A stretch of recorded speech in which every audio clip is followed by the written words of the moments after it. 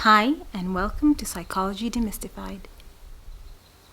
Today I'm going to be talking about a couple of ways that all of us, you, me, all of us, could manage and lower our panic response, especially during these uncertain times.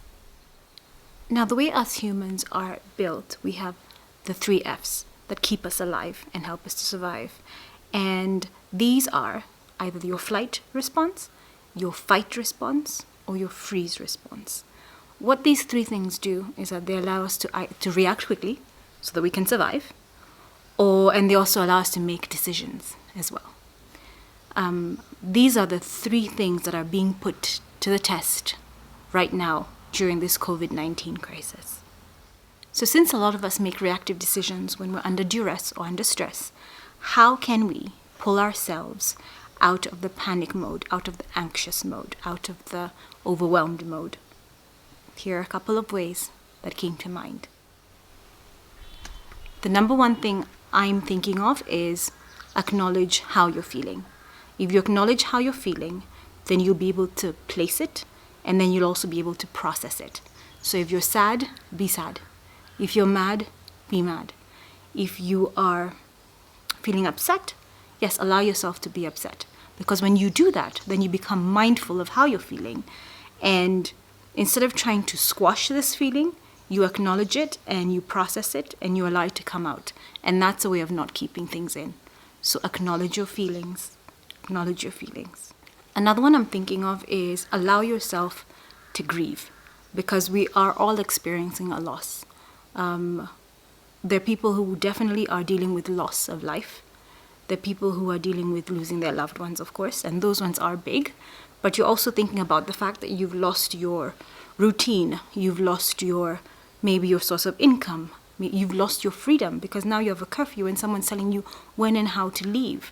There's so many things you've lost. You've lost maybe some connections. You've lost the ability to make decisions on your own. You've lost, oh my gosh, it's just so many things that you can actually believe that you've lost. And because you feel this sense of loss, you feel grief that comes with it. And if you feel it, if you feel this grief coming on, allow yourself to grieve.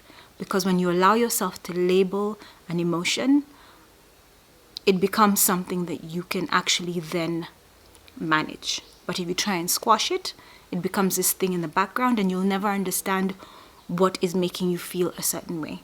You have to acknowledge it. So feel the grief if you have to feel the grief. Another one that a lot of people are maybe not doing as much as they should is having meaningful conversations. And this is where you reach out to people and make a connection. Because when you make a connection with someone, then you stop feeling that you're alone in a situation. Because think about the fact that the whole world is going through this. So there's a likelihood that the people you're connecting with are going to understand. So reach out and connect. Reach out and connect via Zoom, which is the new fad and the new thing, at least new to some of us. Reach out via Skype, reach out via FaceTime, reach out via a phone call if those things are not, available to you. There are different ways to reach out. There is email. There's so many ways to reach out. So make meaningful connections with people so that you can vent with them, vent to them. Sometimes even laugh, because when you laugh at situations that seem so dire, they stop feeling so heavy. Find a way to distract yourself. A lot of us, when all of this started, were glued to our TVs. We wanted to know what was going on, and we saturated ourselves with the knowledge. And some of us continue to do this. It's important to distract yourself. Find a new hobby. Find something you never knew that you wanted to do. Those of you who've been putting aside the 2020 #fit goals, this is the time. I mean, you're in the house. What else could you be doing? Find games, start doing things that involve coloring. I actually found this coloring book that is amazing. It's all butterflies, and just coloring in those lines puts me in a zone that I didn't even know I had. And it's a new hobby, it's a new thing. And I have a coloring book. I'm an adult with a coloring book. And it's just amazing. What else is there? Just put away things that have to do with COVID-19. Just distract yourself. Turn off the TV. Go outside. Go to your balcony. Read a book. Download something. Find a new app. Start learning to play something if you've never done it before. There are lots of things online that you could also do that have nothing to do with the disease or the virus. So there are very many distractions, especially now. There's so many videos out there of people doing crazy fun stuff, like TikTok videos. Find that, laugh at it. Make sure you just get away from virus talk, because sometimes it can get too much. Those are some of the ways I can think of, but I am curious to find out what ways you're finding to distract yourself. So please go ahead and write them in the comments section below, because some people might be looking for ways to distract themselves, and your way might be helpful to them. I can't come up with all of them, so I do need your help. So if you think of a way that you distract yourself that works for you, write down in the comment box and allow people to feed off of your energy and the ideas that you've come up with. It will be really helpful, especially at this time. Let's connect. Connect in the comment box, please. Or rather, the comment section. Another one is to set healthy boundaries. I cannot emphasize how important it is to set healthy boundaries. Because at this point in time, what happens is that we start to worry about everyone else. We start to worry about our parents, about our siblings, about the people who used to serve us at our favorite cafe. We start to worry about everyone and wonder whether they're okay. But sometimes that can get really overwhelming. So you have to start setting healthy boundaries. And what do I mean by healthy boundaries? This is where you decide to check in with people when you feel like you're in the zone and ready to check in. Because sometimes when you check in with someone and you're not mentally in the space to check in, what they tell you becomes really heavy and it brings you down.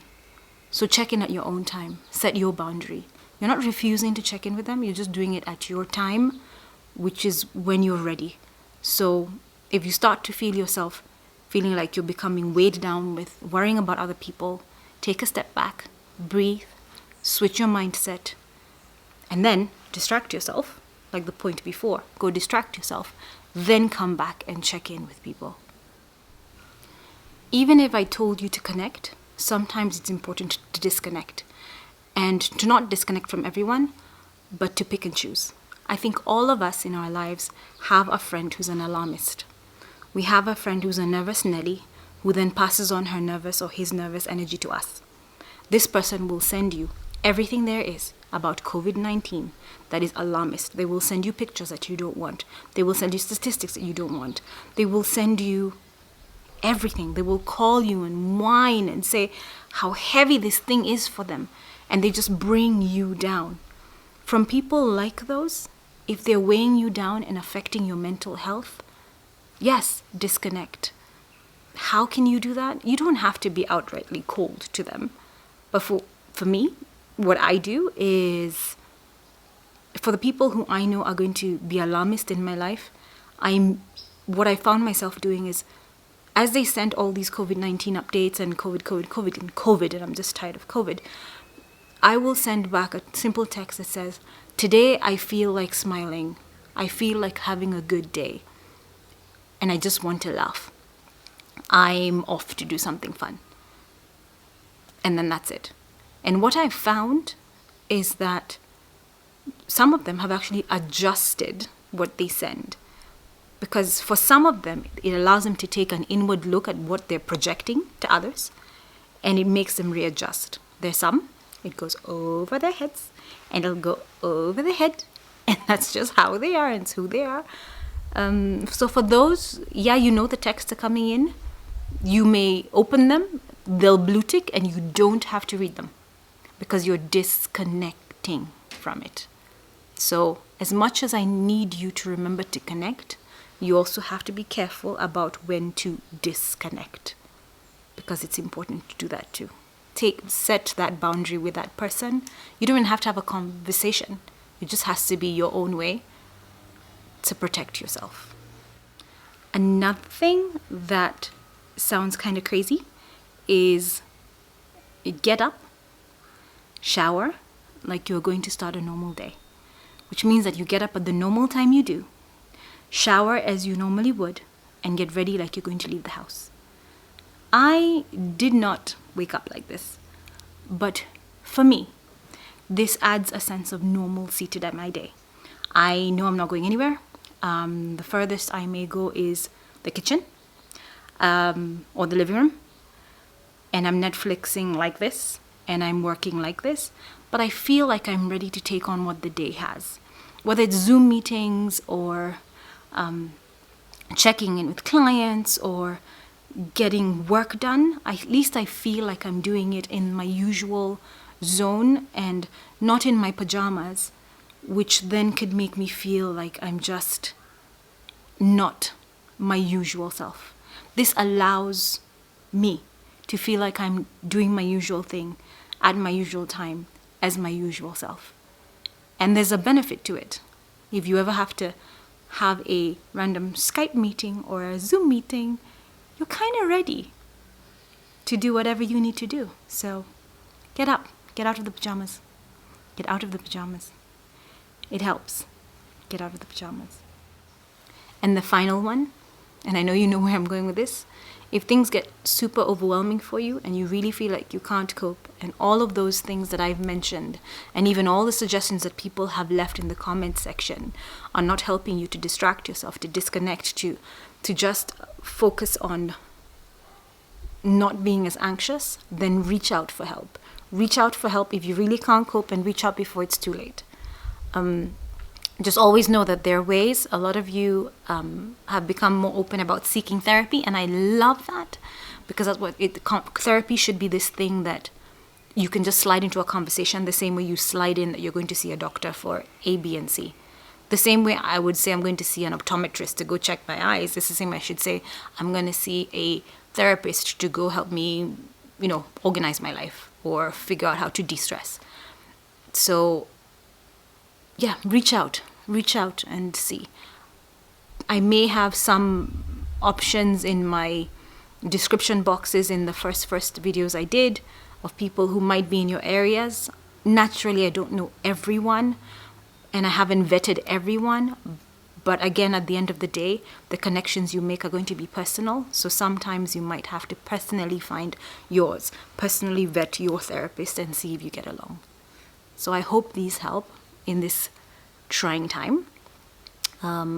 Try them, see how they go, and don't forget to give us your ways of how you distract yourself, because they may help us boost our mental health too. So thank you so much for tuning in today, if that's what you call it. And yeah, there'll be more coming. But remember, I'm also trying to make sure that I set my boundaries and check in when I'm ready to. So yeah, let's all look after each other. Hugs and kindness always. Bye.